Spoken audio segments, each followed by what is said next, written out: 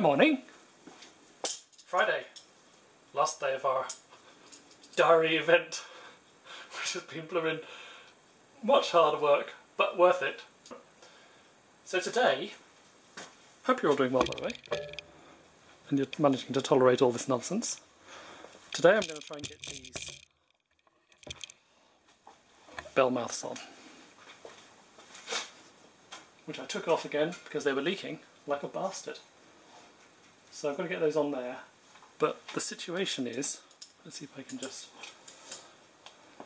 slide this down. What I've done is, I've mounted all these on the car, then I constructed all this. And when I undid these, they just moved up slightly. So now they're trying to go in at the top and not go in at the bottom because there's enough tension from those copper pipes stopping it moving downwards.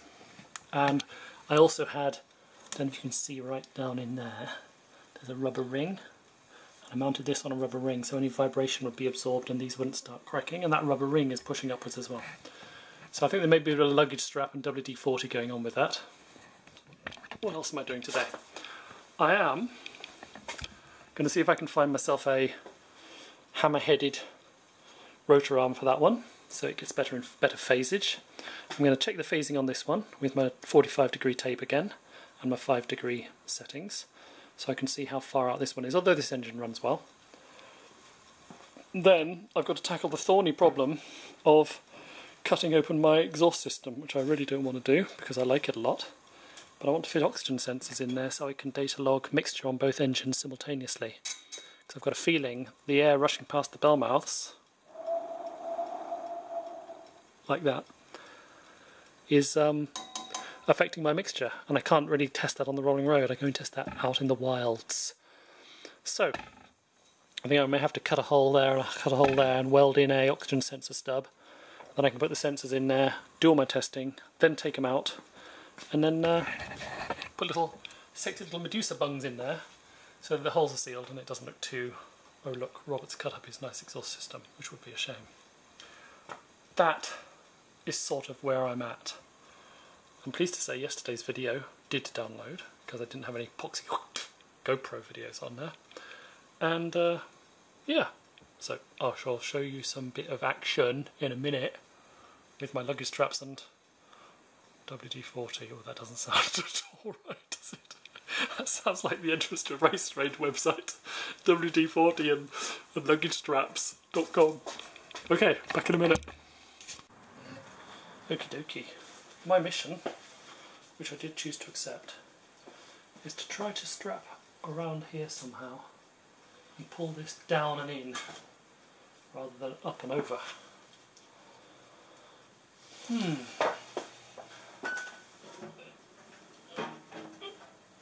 get the battery charger out of the way. There's a water pipe down there I might be able to use.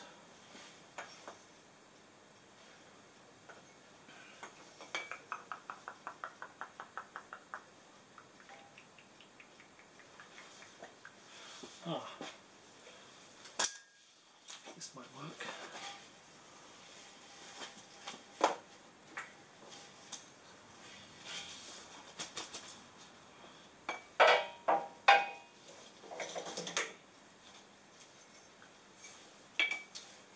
Doopy doop doopy doopy doopy.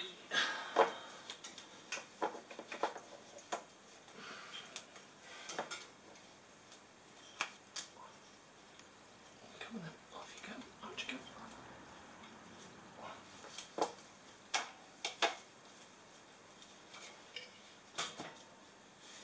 Okay.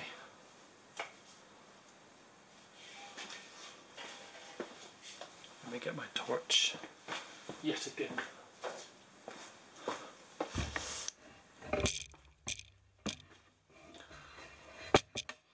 So what I've done is I've hooked that strap around that pipe, which is I think the old fuel distribution pipe or just a bracing pipe or whatnot, wholesale assembly together. So I'm going to bring that strap over to the side here somewhere, strap it onto the axle, and then by doing that up, as I push inwards, I can get the epoxy things to mate acceptably, like what they're supposed to.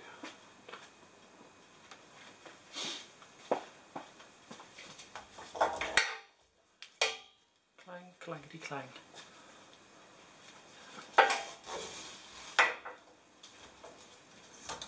Doop-a-doop-doop-doop-doop-dee-doop-doo. Oh, if I hook that on, that's going to be strong. Ah, that steering arm looks strong. How about that?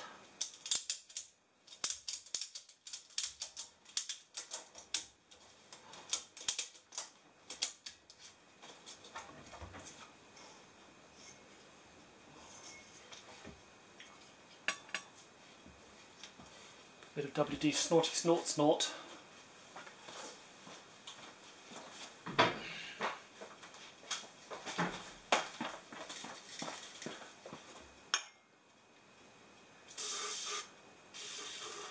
was going to smoke when I started up.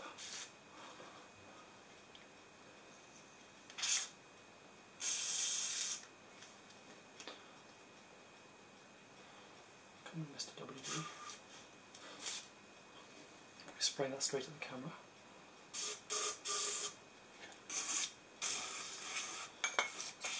Oops, that was a bit much. Right then.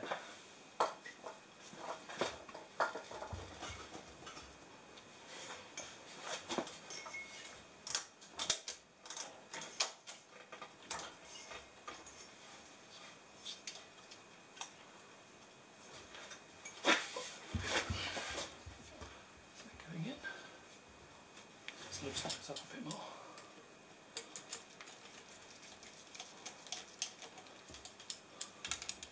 What sort of idiot makes a car like this?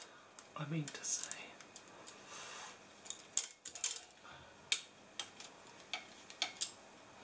Make sure those are all nice and baggy.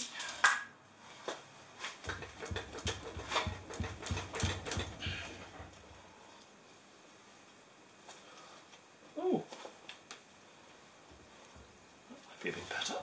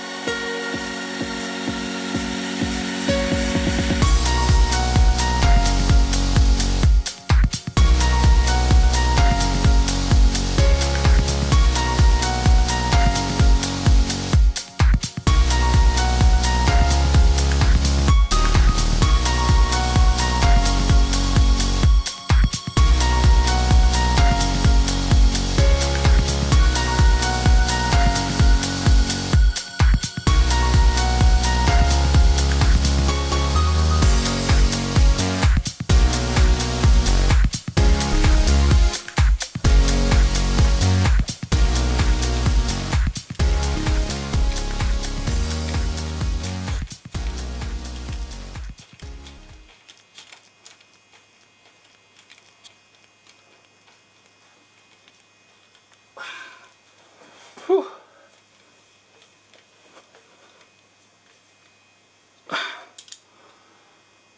I think that's them done up.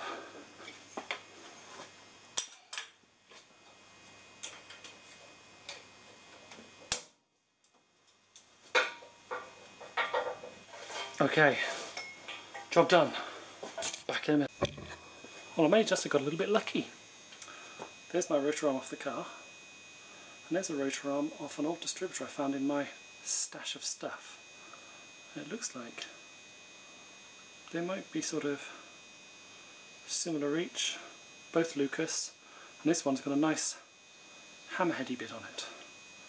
So, don't know what this distributor's off. Might be off a Wolseley Hornet. Let's have a look at the date. It's always interesting to see what bits I've managed to gather up over time.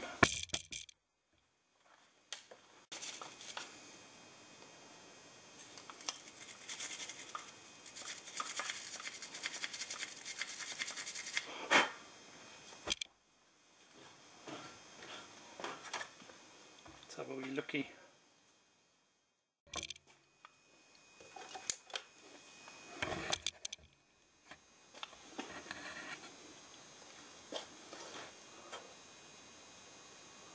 £9.65. So that's 9th week in 1965. Yeah, I reckon that's off a Wolseley Hornet. How bizarre. Okay. Well, there might be some good springs in there as well for the retard malarkey, because it's all pretty frozen together. Anyway, let's see if I can lever that off.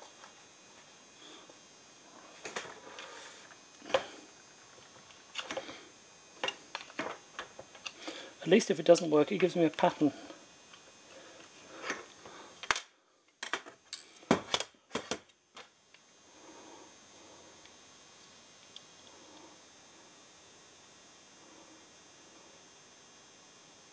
Oh, it looks like it's a lot shorter.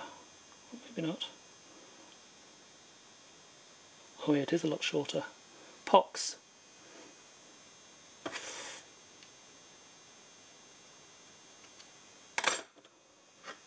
So I'm assuming the cap of this must be a smaller diameter.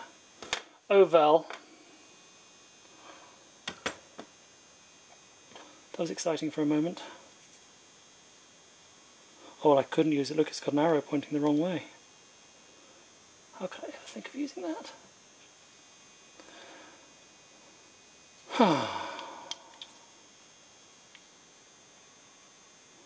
Yeah, it's that much shorter.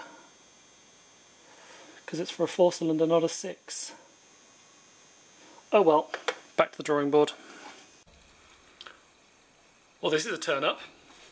I just did the cam phasing on the back engine. So that's timed in at...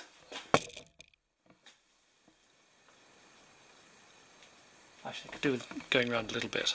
Let's just adjust that. That's timed in on 45 degrees. And this is where we are. So there's the rotor arm. That one just there is where it's supposed to be sparking to. And that's the other pole, which is a lot easier to spark to if it's on not compression. So that doesn't look very good, does it? Maybe that's why it was misfiring and popping out of the inlets on the back engine when I was driving it at a higher RPM. If I move that round to 5 degrees,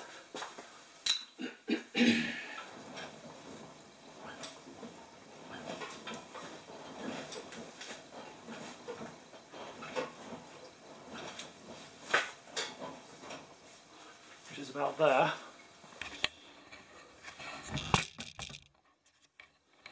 then we're bang on. Then we're bang on the marks.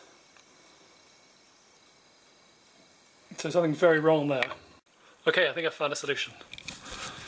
I think what I can do is, I'm rushing because I'm nearly out of battery, what I can do is drill in there with a 3PA or something, and in there, and then go down through the original holes and put a nut on the other end. And I might even be able to use the original holes if I can get enough of a screw in there. And that's then put this in the right place. I've made a mark here where it's got to line up with. That's compared to, that's where it was. So that's a hell of a lot. 20 odd degrees, if not more.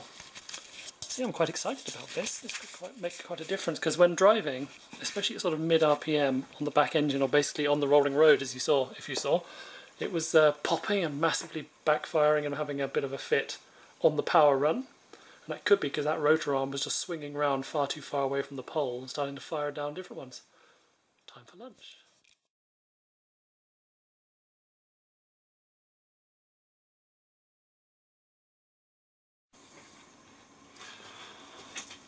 Hello. Making up a little nylon ring to go in my inlet to replace the one that got spat out somewhere on the road.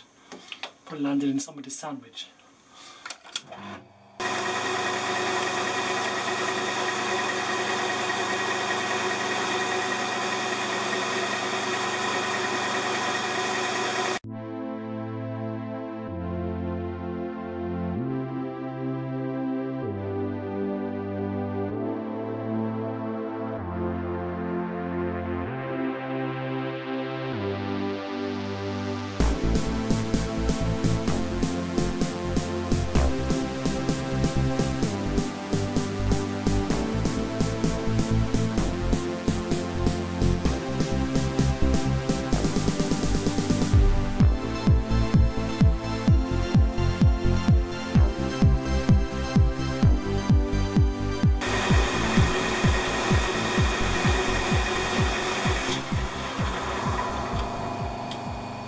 That'll do.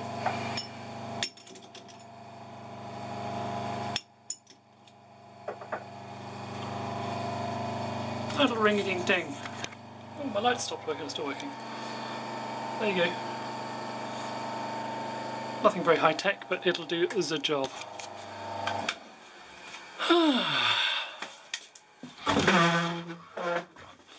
Creaky, creaky.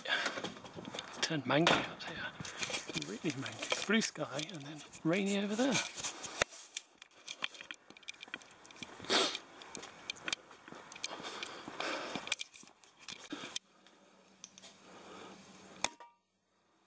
Okie dokie. New restrictor ring in there. Job's a good one. I siliconed this one in a little bit as well. So hopefully it's not going to come flying out and hit somebody in the eye.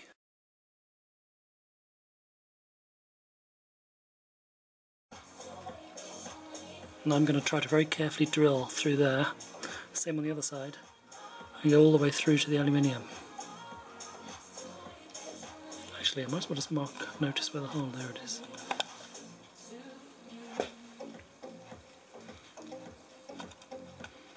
Okay, so if I make a mark,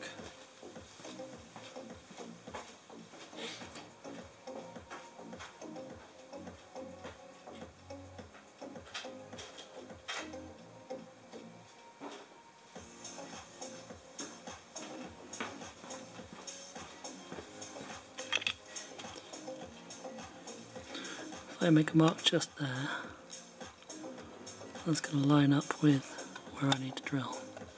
That doesn't really show, does it?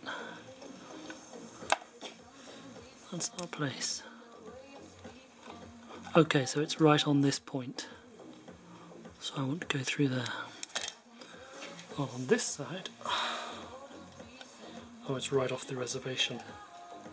Don't think I'm going to be able to get into that. So I'm reckoning about that. Okay.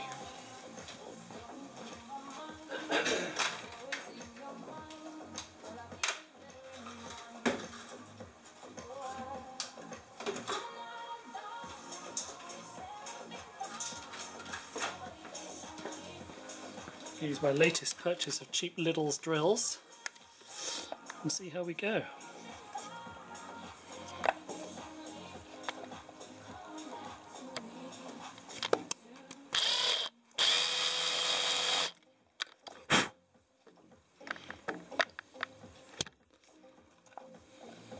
Actually, I could just do this off the bench, couldn't I?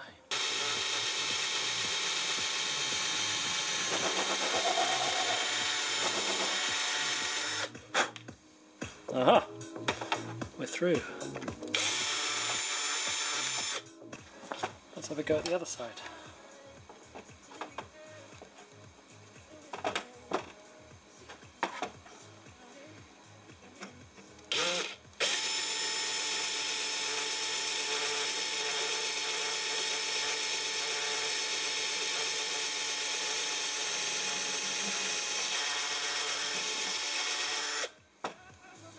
Not quite.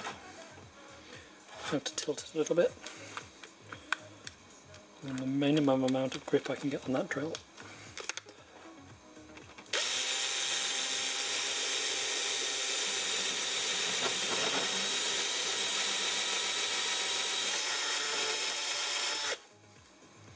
That's weird. Oh, it's gone through.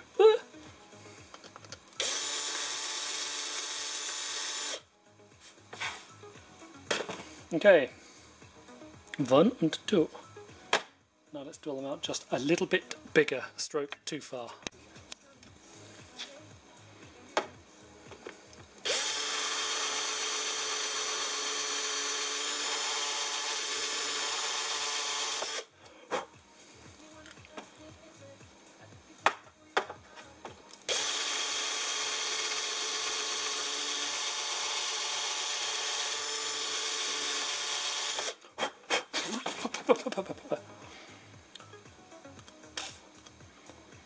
I wonder if I could go just a touch bigger.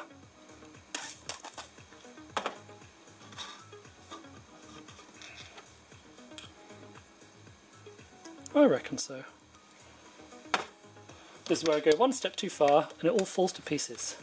Although this is a bad, look, somebody glued this one together. I think it came with the distributor when I got it from eBay. So it might be a duffer, but it seems to work. However, the good thing is that because it's cracked, if I make a mess of it, this can be my test piece.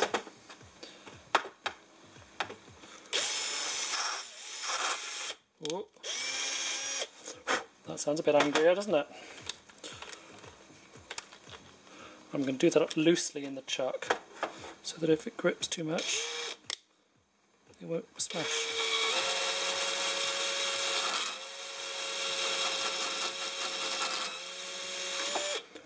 Well, that worked.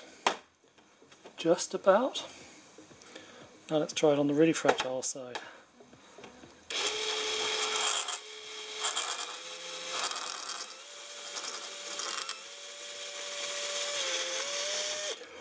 Well, that was give and take. Alrighty. So there's the first hole threaded in. What I had to do was drill it out 5mm so that it took the original screw, which lined up directly with the threads underneath. So that's in place. We're in line with our little marks on the side here. Boop! And now I want to drill down through here with a 4mm, go straight through the aluminium, and I'm hoping to be able to put a nut on the back. Time will tell. Might not have enough length for drill here, but give it a go.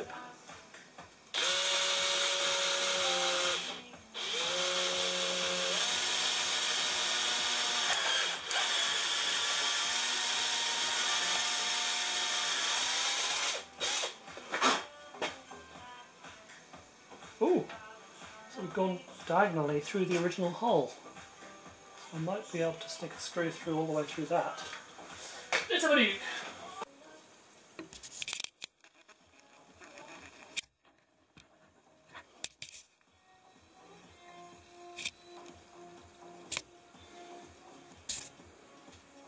I'm finding the little screw. Faulty little screw here, little nut or rather, for the little screw.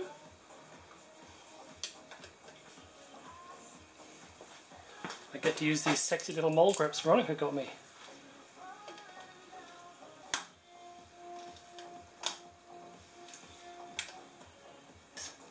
I think that'll do.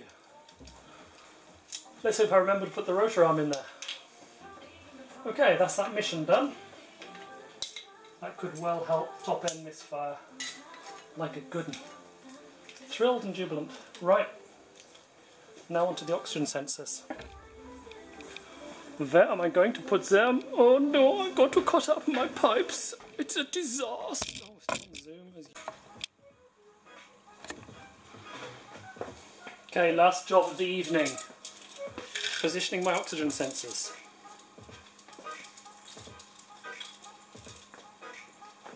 So I know these are 1/2 metre long, the silencers. So that takes me to there. Alrighty.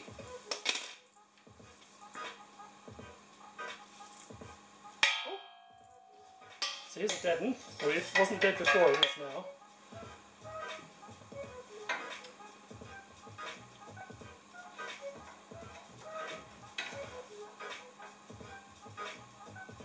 Maybe like that. Trouble with mounting them upside down is, or slightly pointing up, is water can gather in them, and then they get toxic shock syndrome and have a bit of a fit. But that would be neat if that one there and that one went there. It's a bit close to the tail to get the thing to unscrew, because it's got to come out. It's got to come out that far before you can get it right out. That's going to be a bit obvious.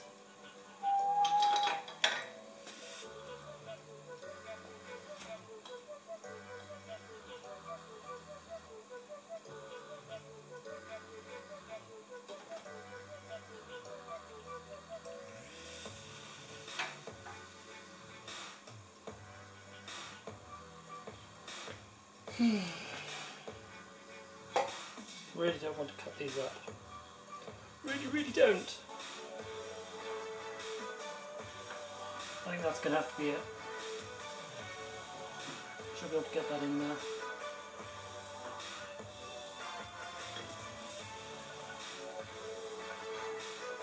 One there.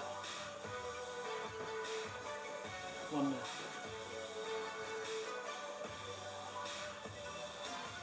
I reckon that's going to be it. Now I've just got these little bosses. Shiny, shiny.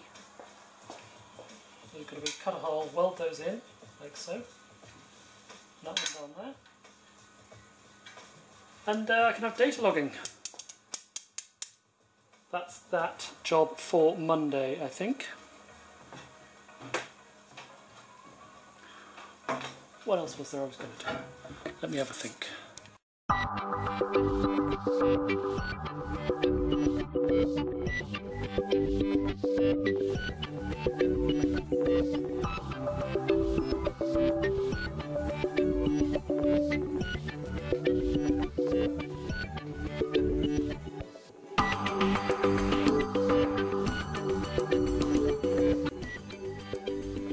Guess what this is for?